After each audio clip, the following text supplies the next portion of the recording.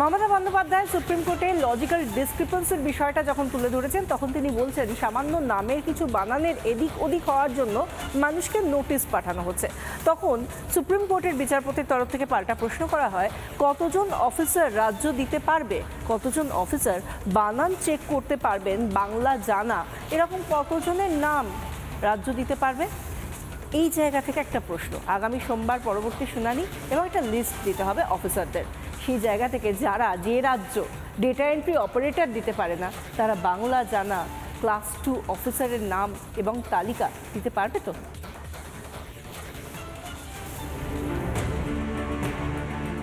SIR পর্বে তথ্যগত অসঙ্গতির কারণে অনেক ভোটারকে শুনানিতে তলব করা হয়েছে। নামের বানানের সমস্যা বা পদবি পরিবর্তন সংক্রান্ত সমস্যার কারণে শুনানির নোটিশ পেয়েছেন ভোটাররা। এ নিয়ে সুপ্রিম কোর্টে বলে মমতা বন্দ্যোপাধ্যায় হয়তো ভেবেছিলেন বিরাট বাজি জিতে গেছেন, কিন্তু সেগুড়ে বালি। কারণ প্রধান বিচারপতি সূর্যকান্ত বলেন, 2002 সালের ভোটার তালিকা ছিল বাংলায়, অনুবাদের সময় এই সমস্যা হওয়া স্বাভাবিক। রাজ্য সরকার যদি বাংলা ও স্থানীয় উপভাষা বোঝেন এমন কর্মকর্তাদের টিম দেয়, তবে তারা যাচাই করে জানালে নির্বাচন কমিশনের কাজ সহজ হবে।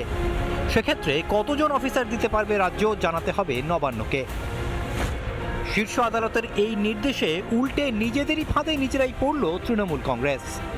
যে বিএলওরা এবং আধিকারিকরা ওরা ইচ্ছাকৃত ভুল করেছেন, কন্ট্রাকচুয়াল লোকেদের দিয়ে, পার্ট টাইমারদের দিয়ে এন্ট্রি করিয়েছেন, তাদের বিরুদ্ধে ব্যবস্থা গ্রহণ করা উচিত। বিহার সরকার যেভাবে ডাটা এন্ট্রি অপারেটর দিয়েছিল, পশ্চিমবঙ্গ সরকার ডাটা এন্ট্রি অপারেটর না দেওয়ার ফলে নাম, পদবি ইত্যাদি ভুলের মাসুল লক্ষ লক্ষ সাধারণ ভোটারকে দিতে হয়েছে। যে রাজ্য ডেটা এন্ট্রি অপারেটর দিল না, যে রাজ্য ঠিকমতো এসআইআর হতে দিচ্ছে না, যে রাজ্য সংবিধানকে মান্য করছে না, সেই রাজ্য কিনা বানান চেকের জন্য আদেও লোক দেবে? জানি না, আমার মনে হয় না। তবে এই সংবিধানের প্রশ্নে, দেশের প্রশ্নে এবং একটা সংবিধান কর্তৃক একটা শক্তি দেওয়া, ক্ষমতা দেওয়া যে একটা ইলেকশন কমিশন, তো এই সমস্ত ব্যাপার মাথায় রেখে নিশ্চয়ই ইলেকশন কমিশনও তার নিশ্চয়ই বল প্রয়োগ করবে, সুপ্রিম কোর্টও যথার্থ আদেশ বা নির্দেশ দেবে। রাজ্যে উৎসবের মেজাজে চলছিল এসআইআর, সেটাকে কে কোন স্বার্থে ঘাঁটল? শুনানি পর্বে কারা লাগাতার গুন্ডামি করল?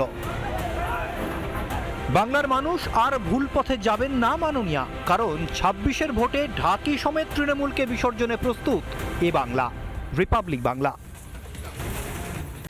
নানা ধরনের কন্টেন্ট দেখার জন্য লাইক করুন, শেয়ার করুন আমাদের ফেসবুক পেজ, সাবস্ক্রাইব করুন আমাদের ইউটিউব চ্যানেল। পাশাপাশি অন্যান্য ব্রেকিং নিউজের জন্য অবশ্যই চোখ রাখুন রিপাবলিক বাংলায়।